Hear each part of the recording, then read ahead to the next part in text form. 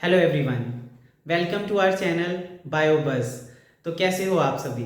आज हम इस वीडियो में sexual reproduction in flowering plants का सेकेंड पार्ट करने जा रहे हैं। In first part we have discuss already about the flower. हमने पहली वीडियो में फ्लावर के बारे में डिस्कस किया था। फ्लावर जो कि एक मेन पार्ट है प्लांट का which helps in sexual reproduction. तो हमने उसके बेसिक पार्ट्स के बारे में, स्ट्रक्चर के बारे में डिस्कस किया था एंड वो सारी प्रोसेसेस के बारे में डिस्कस किया था। एक बेसिक इंट्रोडक्टरी पार्ट पढ़ा था जो इस चैप्टर में हम पढ़ने जा रहे हैं।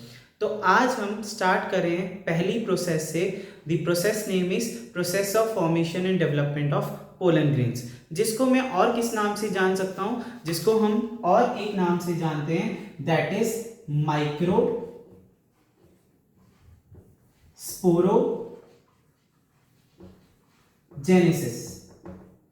तो आज हम इस प्रोसेस के बारे में पढ़ेंगे which is known as microsporogenesis, और we can say that the process of formation and development of pollen grains.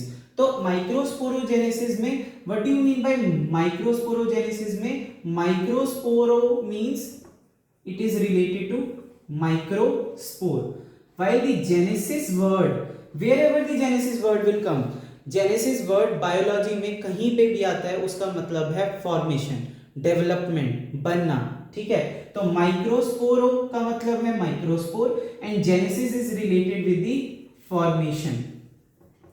Genesis word is related with the formation. So what microsporogenesis is?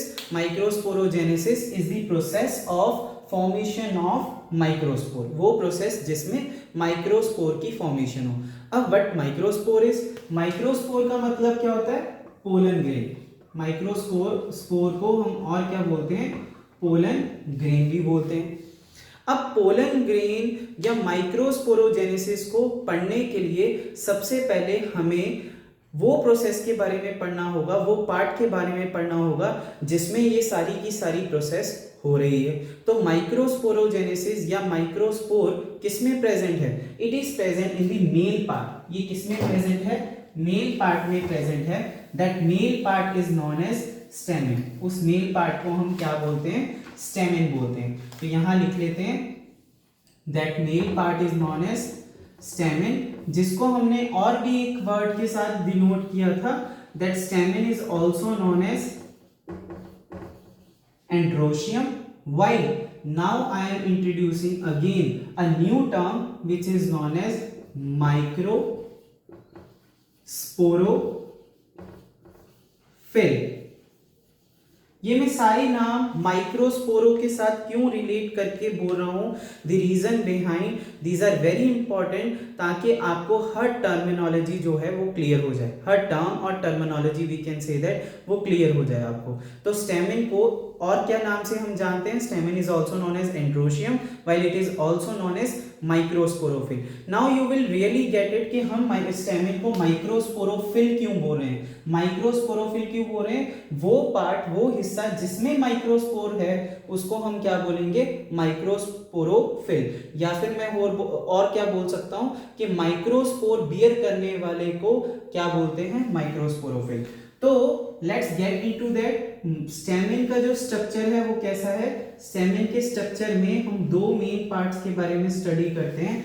One is known as filament. The first part is known as filament and the second part is known as anther. Second part is known as anther. Clear? Now anther is also again denoted by one another word which is known as microsporangium, जिसको हम और एक word के साथ denote करते हैं, that is known as microsporangium। ये किसके अंडर आ रहे हैं? हम पढ़ रहे थे स्टेमिन, जिसको हम और क्या बोलते हैं? माइक्रोस्पोरोफिल। तो अगर मैं एक छोटा सा फ्लो चार्ट बनाऊं तो एक अच्छे से हमें पता चल जाएगा कि हम पढ़ रहे थे microsporophyll. What is microsporophyll? Microsporophyll is the part of the flower which is also known as male part. उस मेल पार्ट में क्या प्रेजेंट होता है? एक फर्दर सब पार्ट जिसको हम क्या बोलते हैं? माइक्रोस्पोरेंजियम। क्या बोलेंगे? माइक्रोस्पोरेंजियम। और जब मैं माइक्रोस्पोरेंजियम का इसी वीडियो में आपको अभी डायग्राम बनवाऊंगा तो उस डायग्राम में हम पढ़ेंगे that microsporangium consist of microspore mother cell which is also known as MMC। Microspore mother cell जो डिप्लॉयड होती है, जिसमें एक प्रोसेस होती है जो कि हमने अभी पढ़ा कि जिसके बारे में हम इसमें डिस्कस कर रहे हैं, दैट इज माइक्रोस्पोरोजेनेसिस, या फिर मैं बोल सकता हूं कि इसमें मियोसिस होगी। क्या होगी? Meiosis. And due to microsporogenesis, और we can say that commonly word में हम ये बोल सकते हैं मियोसिस, मियोसिस के कारण there will be the production of microspore which is known as pollen grain, the part which consists of male gamete, जिसमें क्या प्रेजेंट होगा? मेल गैमेट प्रेजेंट होगा। क्लियर? तो microsporophyll male part that is stamen which consist of microsporangium, जिसको हम और क्या बोलते हैं? एंथर, जिसके अंदर क्या प्रेजेंट होती है? Microspore mother cell. And microspore mother cell में क्या होती है? Microsporogenesis, the process which leads to the formation of microspore और pollen grain, that pollen grain which consists of male gamete. Now why we are considering this process? Because हम क्या पढ़ रहे हैं? Sexual reproduction in flowering plants. और flowering plants में sexual reproduction होने के लिए दो गैमेट्स का होना बहुत जरूरी है, that is male gamete and female gamete. तो हम पहले इस चैप्टर में मेगास्पोर और माइक्रोस्पोर की फॉर्मेशन के बारे में पढ़ेंगे, फिर उनकी फ्यूजन के लिए पॉलिनेशन पढ़ेंगे, और पॉलिनेशन के बाद fertilisation and then so on post fertilisation events पर डिस्कस करेंगे। और मोर ओवर इसके साथ साथ मुझे एक और चीज याद आ रही है कि हम इस सारे इवेंट को, हम ये सारी formation and development of microspore mother cell या माइक्रोस्पोर को क्या बोलते हैं? इसको किस इवेंट के अंदर रखते हैं? Pre fertilisation event. This whole process is coming under pre fertilisation event. Clear? और ये साथ के साथ नोट करते जाना बच्चे, because these all points are very important for your boards and also in point of view of NEET. Clear? तो अब हम स्टार्ट कर रहे हैं। जैसे कि हमने डिस्कस कर लिया कि स्टेमन के दो पार्ट्स होते हैं मेन, कौन कौन से? Filament and anther. तो अब हम एंथर के बारे में डिस्कस कर लेते हैं, what anther is and how its structures look like. तो एंथर, जिसको मैंने अभी बताया कि which is also known as microsporangium, microsporangium क्या बोलते हैं? माइक्रोस्पोरेंजियम। सो अगर आपने देखा होगा लास्ट स्ट्रक्चर में, तो I have made this type of structure of anther. Okay, तो इट मींस दैट हमें ये देख के क्लियरली पता चल रहा है that there are two lobe like structure, कुछ लोब जैसा है। तो हम ये बोलते हैं these are lobes. And as we are clearly seeing कि एंथर जो मैंने बनाया है इसमें दो लोब्स बनाए हैं, इट मींस दैट एंथर का जो स्ट्रक्चर है it is bilobed in nature. Anther कैसा है? बाइलोब्ड है। अगर हम इसको डाइसेक्ट करके देखें, जब हम एंथर को डाइसेक्ट करते हैं, on dissection what we saw is कि जो एंथर है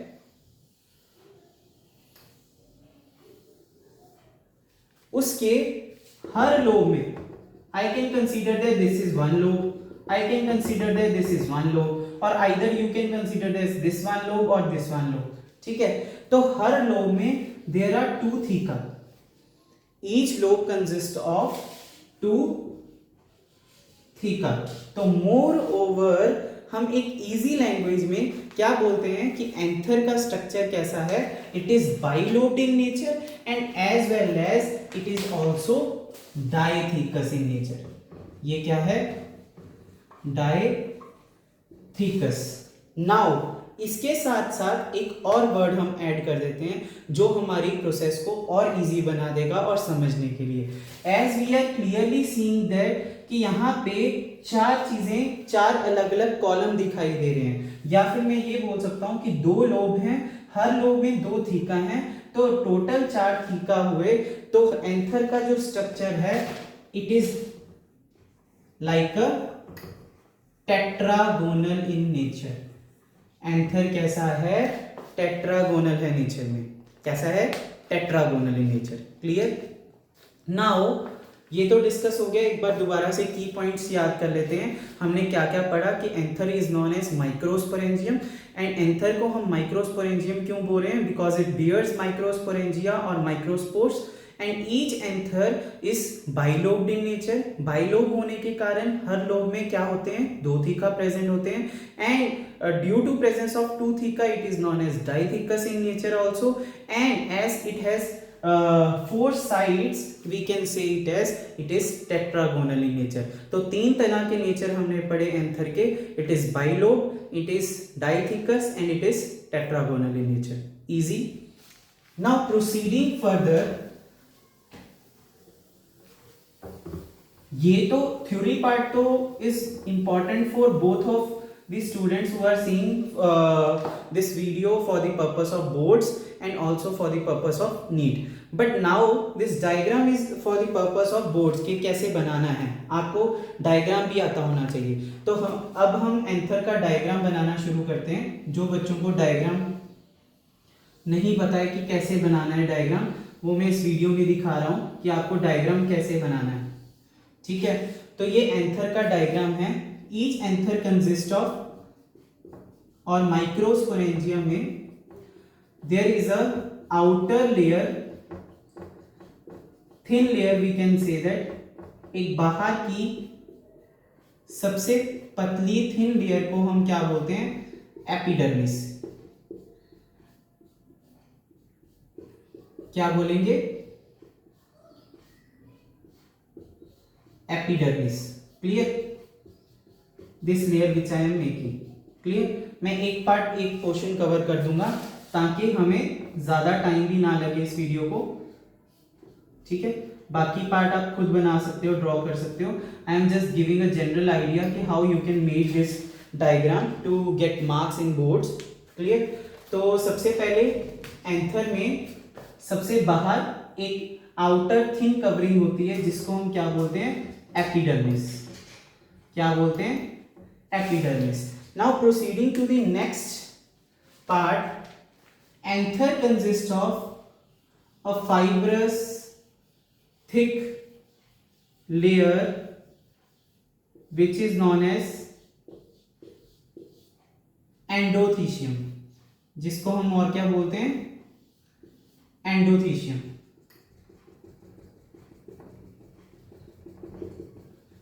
इसको डिफरेंशिएट करने के लिए मैं यहाँ पे थोड़ा डिजाइनिंग कर रहा हूँ। Clear, you can also do like this also, और you can shade this portion so that it will be clearly give indication to the teacher that student know that this layer is somewhat thick, fibrously thick. Clear, तो ये कौन सी layer हुई, endothecium. Mark कर लेते हैं इसको, this layer is a endothecium। Inner to endothecium there are some middle layers। middle layers बाद में बनाते हैं, पहले यहां पे हम ड्रॉ कर लेते हैं माइक्रोस्पोरेंजियम। तो ये मैं बना रहा हूं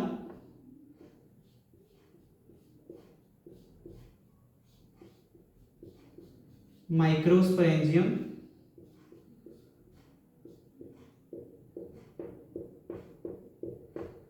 जिसको हम माइक्रोस्पोरेंजियम बोल दिया मैंने, पोलन सैक। क्या बनाया मैंने, पोलन सैक।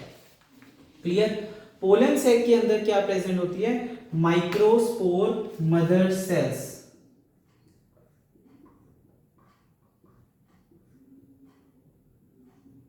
जो कि डिवाइड होके क्या बनाती है, microspores.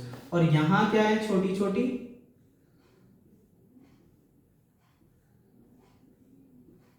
middle layers, these are the middle layers।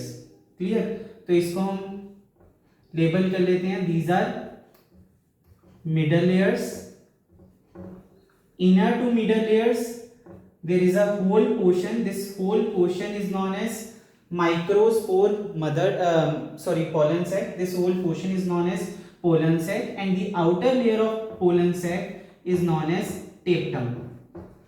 Pollen sac की सबसे बाहर वाली लेयर को हम क्या बोलते हैं, tapetum, and inside to the tapetum there is a part known as microspore mother cell which divides with meiosis to form microspores, जो कि क्या बनाएगी, माइक्रोस्पोर्स बनाएगी.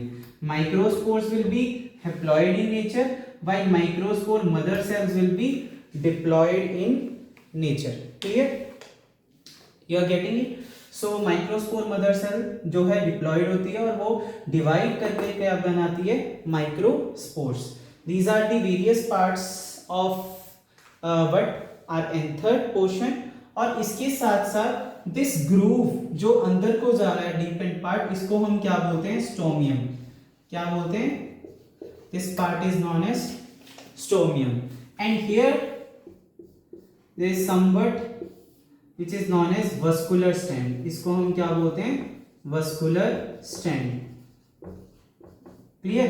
तो यहां पे भी पोलन सैक होगा, यहाँ पे भी पोलन सैक होगा और यहाँ पे भी पोलन सैक होगा. क्लियर? और ये सारा डायग्राम जैसे मैंने इस पोर्शन को कवर किया है, you can cover this whole portion and your diagram will be ready, जिसको हम टीएस ऑफ एंथर भी बोलते हैं and which comes often in board exams. ठीक है, तो इसका क्वेश्चन काफी बार आ चुका है कि draw the TS of anther और what are the functions of tapetum. ये हम धीरे धीरे डिस्कस करेंगे अभी. तो एक बार रिकैप कर लेते हैं, हमने क्या पढ़ा, that anther consist of the outer portion और outer covering which is thin in nature, that is epidermis. The outer covering of the anther is known as epidermis. Inner to epidermis there is a thick layer which is known as endothecium. Thick layer is known as endothecium. Inner to endothecium there are middle layers. Middle layers के अंदर there is a part which is known as pollen sac. क्या present होता है, pollen sac.